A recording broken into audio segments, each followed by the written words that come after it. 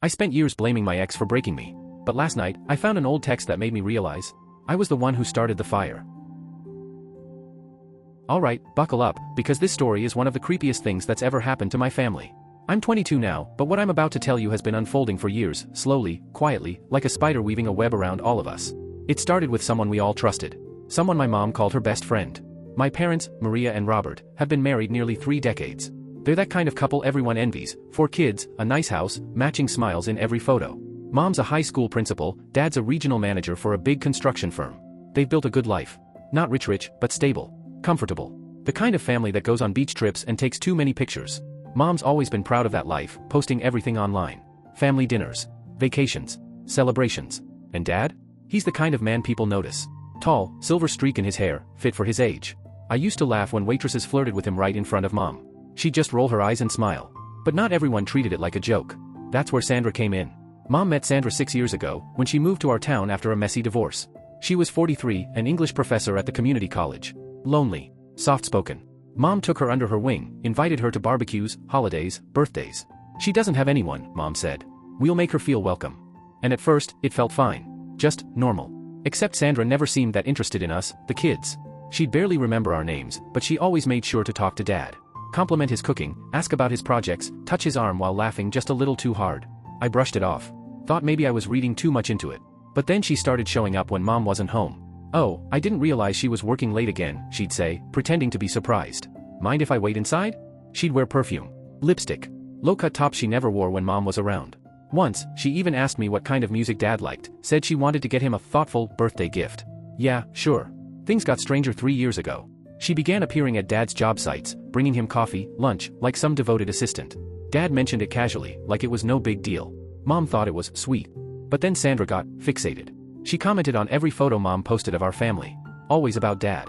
Such a handsome man, you two are goals, true love still exists, red heart. She even shared the posts, like our family was some fantasy she wanted to live in. It got so bad that when she came to the coffee shop where I work, she'd ask me questions about him. If he was happy. If Mom treated him right. Always with that fake concerned tone, like she was some guardian angel checking up on him. And then came the car emergencies. Every few weeks, Sandra would call Dad because her car broke down or her tire was flat or she heard a weird noise.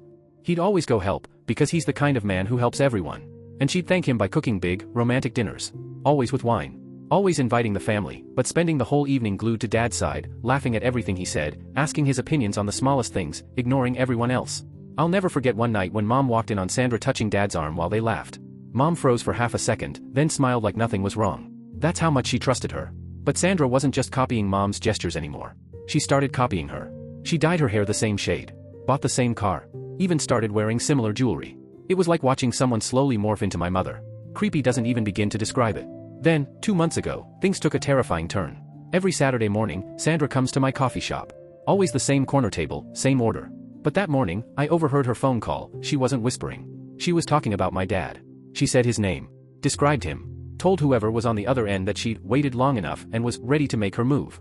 Then she started trash-talking my mom, said she didn't appreciate him, that he deserved someone who'd give him all the attention he needed. My stomach dropped. I wanted to tell Mom immediately, but I needed proof. So I started watching. Sandra began parking near Dad's worksites again. Following him to the grocery store. She even joined his gym, despite never having lifted a dumbbell in her life.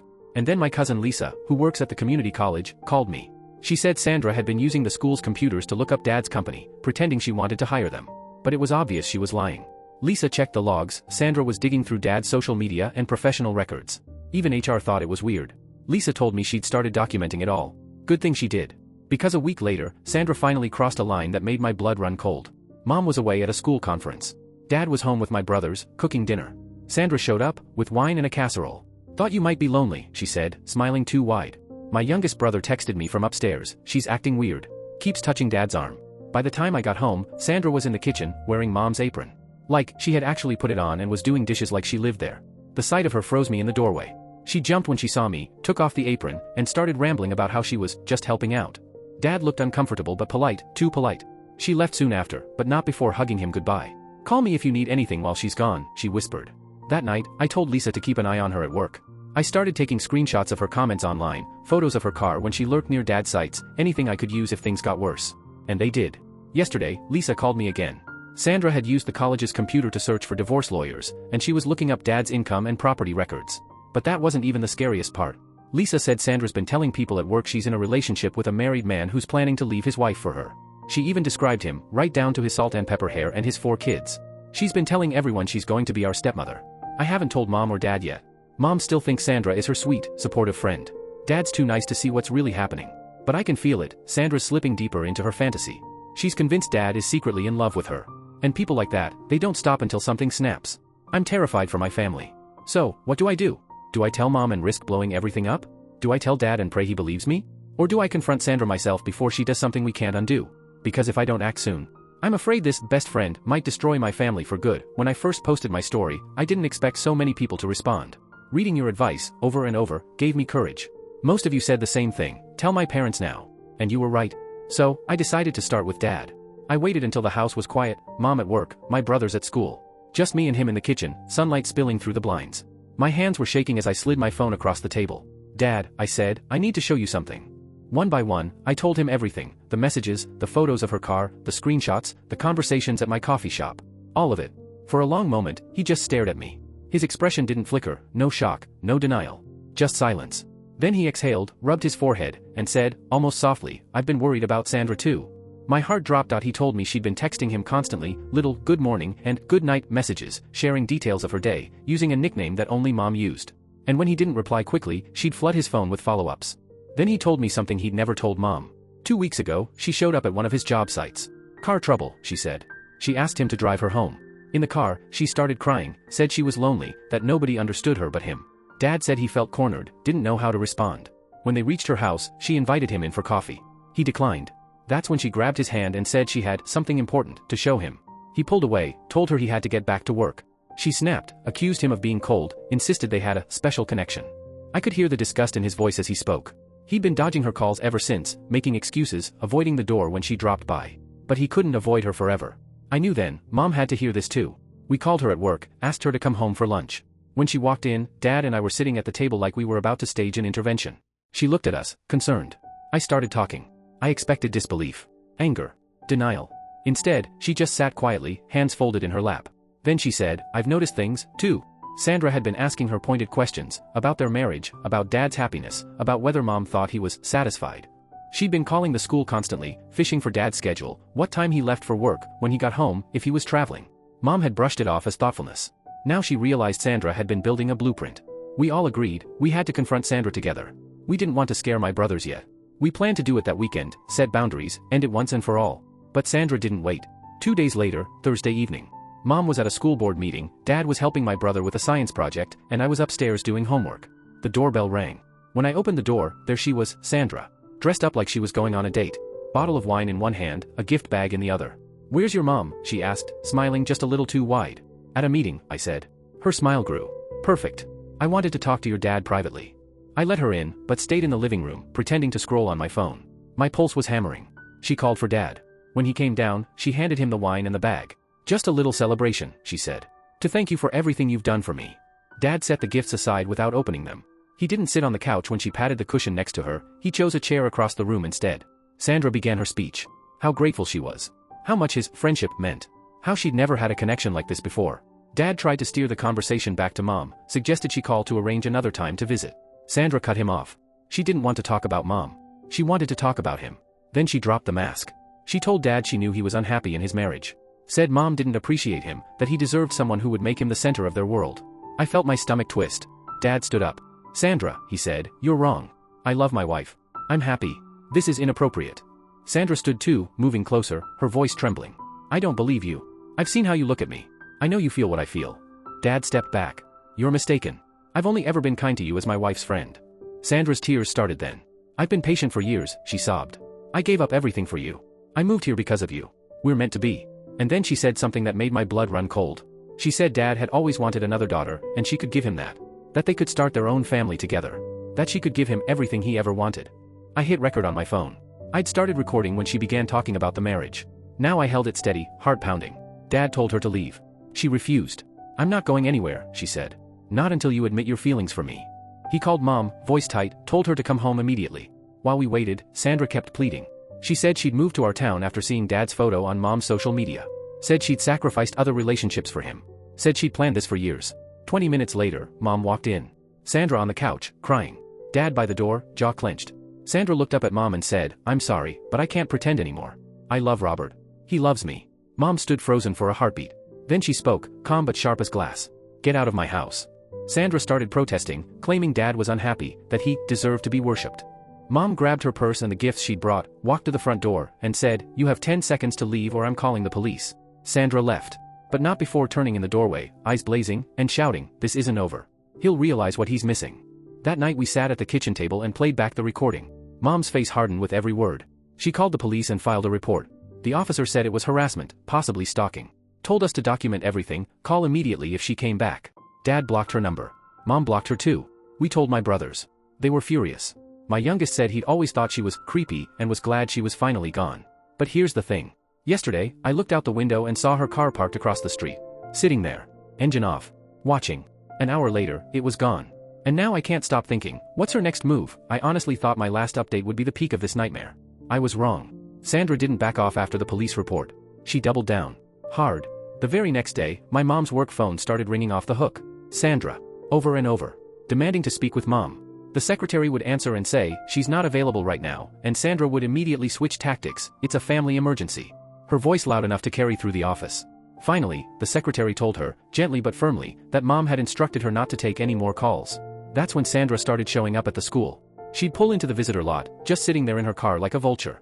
Mom saw her once through the window and quietly called the police from inside the building. An officer came out and told Sandra she had to leave school property immediately. 2 days later, she tried something new. A formal complaint to the district. She claimed my mom was having personal problems that were impacting her work. She said Mom was distracted and emotional at school events, none of it true. But the district had to investigate. Mom had to sit in a meeting with her supervisor and go through the humiliation of explaining the whole situation. She brought the police report, even the recording I'd made, just to prove she wasn't making it up. Her supervisor was supportive, but the damage was done, Mom's privacy shredded in her own workplace. And Sandra wasn't done with Dad either. Since he'd blocked her on every phone and social media account, she found new ways. She started calling his office and leaving messages with the secretary, telling her it was an urgent family emergency. Dad's secretary would hand him the notes, but he never called back. Then she began tailing him again. He'd pull into a construction site and see her car parked just off the road, engine idling. She'd just sit there, watching. When Dad told his crew what was going on, they started snapping photos of her car and license plate as backup evidence. One morning, she got bold, walked right up to him while he was inspecting a job site. She acted like nothing had happened at our house. "I miss talking to you," she said. "I just wanted to apologize for any misunderstanding." Dad told her flat out, "Stay away from me and my family. This is harassment. If you contact me again, I'm calling the police." She started crying on the spot. Said she just wanted to be friends like before. Dad turned and walked away, hands shaking, and called Mom to report it. 3 weeks ago, things got darker. Sandra started spreading rumors. Around town. In grocery stores. Gas stations. Anywhere she could. She told people my parents were divorcing. Said Dad was moving out. Said Mom was having an affair with a coworker. Those whispers trickled back to us through friends and neighbors, people calling, texting, "Are you okay?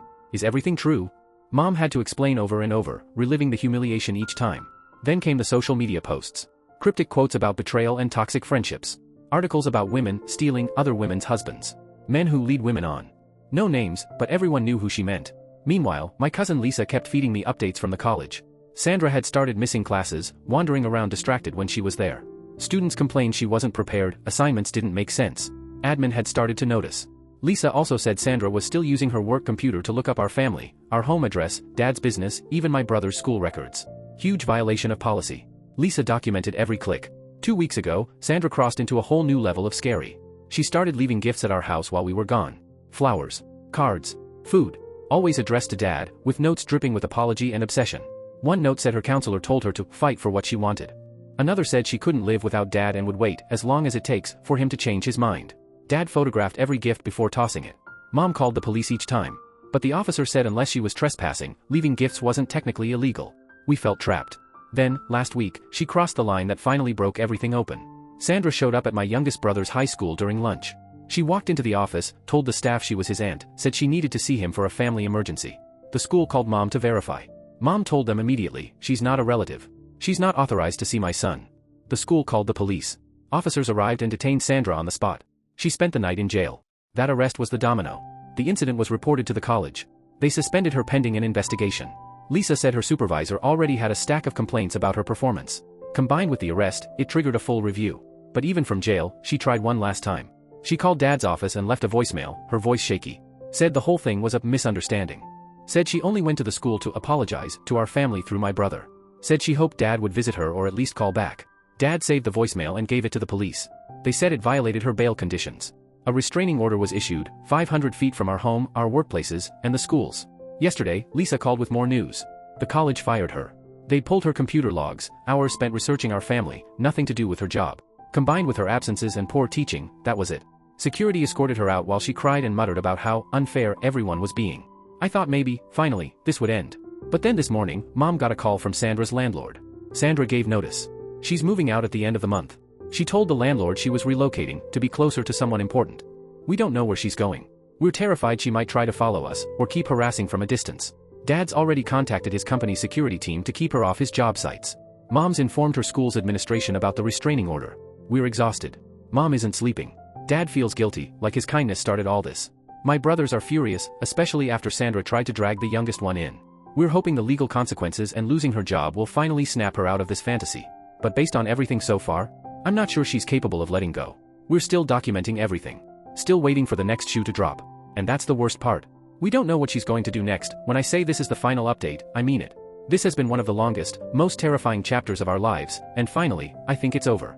But before we could breathe again, things got so much worse. When Sandra lost her job, most people would have thought she'd finally give up. Not Sandra. Losing her job made her more desperate, more reckless. It was like removing the last thread of normalcy from her life, and suddenly, her entire focus became us. Just 3 days after she was fired, Mom spotted her. She'd just finished grocery shopping and was loading bags into the car when she noticed a familiar sedan parked a few rows over. Sandra. Sitting there. Watching. Mom didn't even hesitate. She got in her car and drove straight to the police station, didn't even go home. Sandra followed her for a few blocks, but turned off the moment she saw where Mom was heading. Police arrested her later that day at her apartment. She spent 3 nights in jail for violating the restraining order.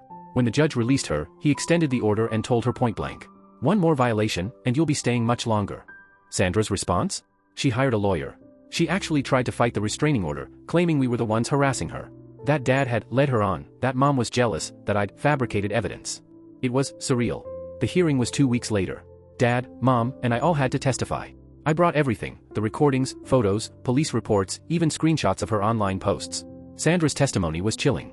She looked the judge straight in the eye and insisted that Dad had been flirting with her, confiding in her, even inviting her to family gatherings, just to be close. She said Mom was controlling, manipulative, and jealous, that we'd all turned against her because she threatened Mom's perfect life. She sounded calm, rehearsed, like she believed every word. But the evidence didn't lie. The judge listened, reviewed everything, and when it was over, he denied her motion immediately. He made the restraining order permanent and ordered Sandra to undergo a psychological evaluation. That's when she lost it. She started posting long, angry messages online, naming our family, sharing photos of our house, Dad's workplace, even our address. She called us abusers, liars, homewreckers. She claimed we'd ruined her life because she dared to love. Mom's coworkers saw the posts. Friends started calling, worried. And buried between the rants were veiled threats, things like, "Some truths can't be buried forever," and "You'll regret what you did to me." Mom took screenshots and reported everything. The police reached out again and warned Sandra, "Take the posts down, stop mentioning us, or face new charges." She refused at first, saying she had a right to tell her story. 2 weeks later, we got another call, from her landlord. Sandra had been evicted for not paying rent and for scaring her neighbors. Tenants said she'd wander the halls at night, shouting into her phone about betrayal and ungrateful people. She told anyone who'd listen that a local family was trying to destroy her life, and yes, she showed them photos of my dad. When she finally moved out, we thought she'd leave town. But she didn't. She moved into a cheap motel 10 miles away, and started driving by our house again. Neighbors began texting us whenever they spotted her car parked nearby. One afternoon, she sat across the street for over an hour, snapping photos of our house like some deranged paparazzi. Dad called the police. When the officer arrived, Sandra claimed she was visiting friends in the neighborhood. The officer reminded her about the restraining order and escorted her off the block. She argued, cried, then finally drove away, but the look in her eyes before she left, it was pure obsession. Then she took it to another level. Sandra started contacting Dad's clients and coworkers, calling his office, pretending to have evidence of unethical behavior. She was trying to ruin his reputation. Dad's boss called him in, concerned. So Dad laid everything out, the police reports, the restraining order, the court documents. His boss was understanding, thank God, but Dad was humiliated. He hated that her madness had bled into his professional life. She even tried to reach my brothers through their schools, calling the office and pretending to be a family friend. Luckily, both schools were already on alert. They didn't take the bait. And then came the breaking point, 6 weeks ago. It was 2 in the morning. Our street was silent. Then the flashing lights woke us up. Sandra had been arrested again. Drunk, passed out in her car, parked right outside our house. Engine still running. The police found open containers, and something far worse. Inside her car were printed photos of our family, some with hearts drawn around my dad's face. There was a notebook filled with notes about our daily routines, what time dad left for work, what time mom came home, what schools my brothers attended. There were maps, routes, times, and then they found the letter. It was addressed to my dad. In it, Sandra wrote that she couldn't live without him, and if she couldn't have him, she'd make sure no one could. She said life wasn't fair, that mom didn't deserve the life Sandra was meant to have. When the police read that letter, everything changed. Sandra was charged with drunk driving, violating the restraining order, and making terroristic threats. The prosecutor said she was a genuine danger to our family and asked that she be held without bail. Even her own lawyer admitted to the judge that she was difficult to work with and struggling to accept reality. The judge agreed. No bail. Immediate psychiatric evaluation. Sandra's been in jail for 6 weeks now. The evaluation confirmed what everyone suspected: she has a severe delusional disorder and needs long-term treatment. Her lawyer is now negotiating a plea deal that would give her prison time followed by mandatory psychiatric care. But here's what gave us the most peace: Sandra's sister reached out. She called my mom last week, apologizing over and over for what her sister had done. She said Sandra had always struggled with obsession, fantasy relationships, and delusional behavior. Their family had tried to get her help for years, but she'd always refused and cut them off. Then she told us something that made my stomach turn: this wasn't Sandra's first time. At her last job, she'd been fired for inappropriate behavior with a married coworker. Same pattern. Same story. When things blew up, she moved to a new town and started over, with us as her next perfect family. That call finally made things clear: this wasn't about us. Sandra would have latched on to someone eventually. We were just the unlucky ones she chose. The prosecutor says Sandra will likely serve at least 2 years in prison, followed by mandatory psychiatric treatment and probation. And she'll be legally barred from contacting our family for at least 10 years. Finally, it feels like we can breathe again. Dad's back at work without constantly checking over his shoulder. Mom's sleeping through the night again. My brothers aren't asking if Sandra's gone for good anymore, they know she is. We've learned a lot through all of this. About trusting our instincts. About speaking up early. About documenting everything. And most of all, about how quickly kindness can be twisted by someone who's not living in the same reality as you. We'll always carry a piece of this story with us. But now, for the first time in years, we can move forward. Sandra's getting the help she's needed for a long time. And we finally have the peace we've been praying for. I never thought I'd find myself in this kind of dilemma. You know those moments when life throws you something that forces you to question what you actually want, not what you should want, but what you need? That's where I was. I'm 28, and a few weeks ago I met Josh, 32, at a friend's barbecue. It was one of those easy, golden hour evenings: good food, good music, people laughing. And then Josh started talking to me about an old indie film I thought no one else on earth remembered. Instant spark. Not the fireworks kind, more like the kindling of something calm and steady. He had this gentle way about him. Soft voice, warm eyes, the kind of smile that makes you feel safe. He asked for my number before the night ended, and by the time I got home, he'd already texted, "Had a great time talking with you." From there, it was easy. Conversations flowed. We talked about everything: books, movies, dreams, the kind of people we wanted to become. It felt refreshingly genuine. When he asked me out properly, I was nervous. I hadn't dated in a while, and honestly, I'd forgotten what butterflies even felt like. But that night, at a quiet little Italian place downtown, Josh showed up with flowers. He opened doors. He listened when I spoke. He was the kind of man who noticed things, like when my glass was half empty or when the music was too loud for conversation. As the weeks went on, I kept thinking, this is what grown-up dating should feel like. No games, no ghosting, no emotional roller coaster. Just kindness. He'd plan thoughtful dates, picnics in the park, late-night art gallery visits, movie marathons. And every time, he'd go out of his way to make sure I was comfortable. But somewhere in the middle of all that sweetness, I realized something was missing. That spark. That deep pull you can't fake. I tried to ignore it at first. I told myself that passion fades anyway, that love built on mutual respect lasts longer. But when we finally got close enough to blur the line between emotional and physical connection, reality hit harder than I expected. Josh opened up to me about something personal, something that affected his confidence and intimacy. He was honest, vulnerable, even brave about it. I admired that. But as much as I tried to stay positive and supportive, I couldn't ignore the voice in my head whispering, "Can I live with this?" It wasn't about perfection. It wasn't about appearances. It was about compatibility, emotional, physical, everything. And no matter how hard I tried to convince myself otherwise, I knew I needed that chemistry too. What made it worse was learning that Josh's last relationship had fallen apart for the same reason. His ex couldn't handle it, and she ended up betraying his trust. Hearing that broke my heart, not because I judged her, but because I understood. And that terrified me. Because suddenly, I realized I might become the next person to hurt him. I wish I had an easy answer for this story, a clean way to say I did the right thing. But the truth is, I was confused, torn between compassion and honesty. Between wanting to stay for the good parts, and needing more than he could give.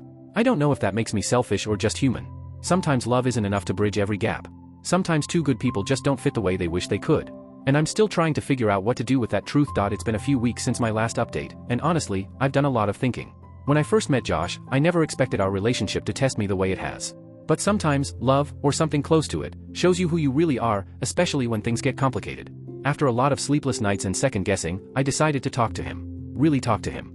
I invited Josh over one evening, just the two of us.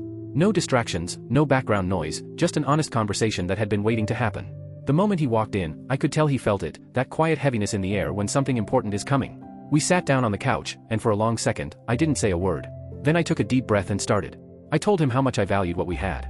How I admired his kindness, his patience, his ability to make me laugh on my worst days. I made sure he knew that what I felt for him was real. Then, I brought up what we'd both been avoiding, our physical connection, or rather, the lack of it. I told him I understood that his condition wasn't something he could just fix. But I also needed to be honest about my fears, about what it might mean for our future. Josh didn't interrupt. He just sat there, listening, his eyes steady but sad. When I finished, he nodded, like he'd known this conversation was coming. Then he started to talk. He told me he'd been struggling with this since his early 20s, that he'd seen doctors, tried treatments, done everything he could, but nothing ever really worked long term. He said it wasn't just physical. It was emotional. Psychological. Years of failed attempts had chipped away at his confidence until it became this cycle. The more pressure he felt, the worse things got. And as he talked, I could hear the shame in his voice. This quiet pain of a man who felt broken in a way no one could see. It hit me hard. I'd been so focused on what I was missing, that I hadn't really thought about what he'd been living with for years. That night, we talked for hours, about fear, self-worth, love, and what it really means to connect with someone. By the time the conversation ended, we were emotionally exhausted, but closer than we'd ever been. We agreed to keep trying. To give this relationship, and ourselves, a chance. Josh promised to start therapy and explore new ways to manage the mental side of his condition. And I promised to be patient, to stop measuring intimacy by one definition. The weeks that followed felt different. Softer. We spent more time just being together. Talking until 2 a.m. Cooking dinner side by side. Watching old movies while curled up on the couch. Little gestures, hand squeezes, forehead kisses, started meaning more than I ever expected they could. For the first time, I saw how much love could exist in the quiet spaces, not just in passion or perfection. But I won't pretend the doubts disappeared. They didn't. There were still moments, late at night, when I was alone with my thoughts, when the questions crept in. Could I really build a future like this? Would patience eventually turn into resentment? I'd remember what happened with his ex, how she'd betrayed him, and I'd feel this ache of guilt just for thinking the same thoughts she probably had. But then Josh would do something small and thoughtful, like leave me a note before work, or listen to me vent without judgment, and I'd remember why I wanted to stay. Lately, I've noticed little changes. Josh seems lighter. More confident. When we're close, he's less nervous, more present. It's not perfect, but it's progress. And strangely, that progress feels intimate in its own way. So here we are, somewhere between uncertainty and hope. I don't know what the future looks like. Maybe we'll find a rhythm that works for both of us. Maybe we won't. But for now, I'm choosing to believe that love, real love, isn't just about what happens in the best moments. It's about who stays and keeps trying when things get hard. And for now, we're still trying. It's been about 2 months since my last update, and a lot has changed. Some of it good. Some of it, not so much. After that difficult talk, Josh and I decided to really commit to each other, to see if love and patience could bridge the gap between us. He started therapy with a specialist who focused on confidence and intimacy issues. It was the first time I'd seen him take real ownership of his struggle, and honestly, I admired that. Meanwhile, we learned to slow down. To experiment. To find closeness that wasn't defined by one single act, but by everything around it, the laughter, the touch, the quiet moments in between. Sometimes it worked beautifully. Sometimes it didn't. But we kept trying, and when things fell flat, we found humor instead of shame. It actually brought us closer in ways I didn't expect. Then one night, after a long dinner and a couple of glasses of wine, something shifted. We came back to my place, relaxed and in sync. The chemistry felt different that night, lighter, easier. And for the first time since we'd been together, Josh didn't need medication. He was overjoyed, you could see it in his eyes, that flicker of pride he hadn't felt in years. I told him how proud I was too, and I meant it. But as much as I wanted that night to change everything, deep down, it didn't. It wasn't bad, it was gentle, emotional, even tender, but it wasn't the fire I'd hoped would suddenly spark to life. Still, I buried that thought. Because how could I complain when he'd finally felt a victory he'd been chasing for years? The following weeks brought small improvements. More comfort. More confidence. But passion, the kind that consumes you, the kind that feels electric, still felt out of reach. And I hated myself for noticing. Then, 2 weeks ago, life threw me a curveball I wasn't ready for. I was attending a work conference out of town, nothing exciting, just endless panels and awkward networking.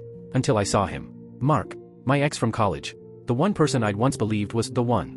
We hadn't spoken in years, but the moment our eyes met, it was like no time had passed. We caught up over drinks, just reminiscing at first.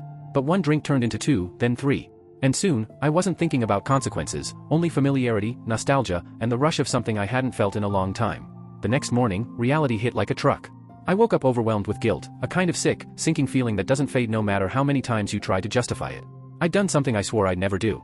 And yet, I couldn't deny that being with Mark reminded me of something I'd been missing. Connection. Passion. That effortless chemistry that doesn't need to be taught or practiced, it just exists. I flew home in silence, caught between two impossible truths.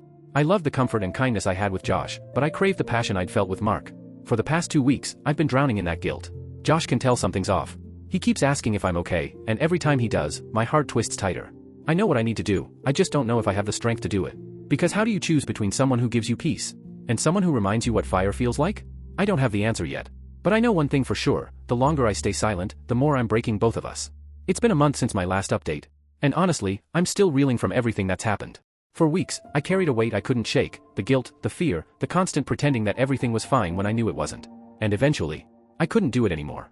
I invited Josh over to my apartment one evening. The air felt heavy, like the room already knew what was about to happen. He walked in looking worried, gentle eyes, that same nervous smile, asking if I was okay because I'd seemed distant lately.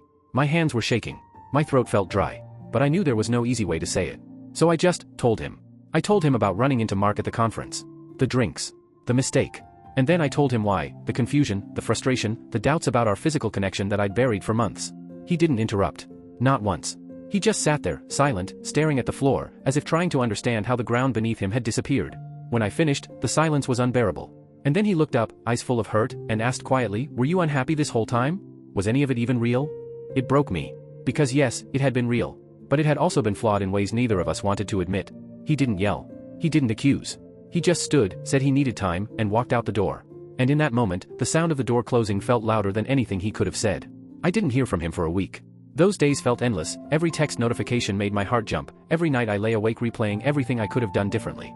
When he finally reached out, he asked to meet at a park halfway between our apartments. Neutral ground. When I saw him again, he looked different. Older somehow. Exhausted. He told me he'd spent the week thinking, about us, about trust, about the kind of love he wanted for himself. And then he said, softly but firmly, that he couldn't do it. That no matter how much he cared about me, he couldn't move past what happened. He said he needed to focus on healing, not on trying to rebuild something that was already broken. I cried. I won't even pretend I didn't. But somewhere underneath the heartbreak, I knew he was right. We'd both been holding on out of hope, trying to force something to work simply because we wanted it to. But wanting isn't the same as being right for each other. When we said goodbye, it hurt, but it also felt like letting go of something that was already gone. Since the breakup, I've done a lot of soul-searching. Therapy. Journaling. Long walks that feel more like confessionals. I've had to face the ugly truth about myself, that I crossed a line I swore I never would. That I let loneliness and doubt make choices for me. And while I can't undo what I did, I can learn from it. I'm learning that love without honesty isn't love. That compatibility isn't just about kindness and shared values, it's also about desire, connection, and truth. As for Mark, I haven't spoken to him since that night. What happened between us wasn't about love. It was about escape. And once the fog of guilt cleared, I saw that clearly. Now, my focus is on healing. On figuring out who I am outside of guilt and what I actually want from a relationship. Josh deserved better, and moving forward, I want to be better. More honest. More self-aware. I don't know what the future looks like yet. But I do know this, I'm done pretending things are fine when they're not. The road ahead is uncertain, maybe even lonely for a while. But it's finally real. And for the first time in a long time, that feels like enough.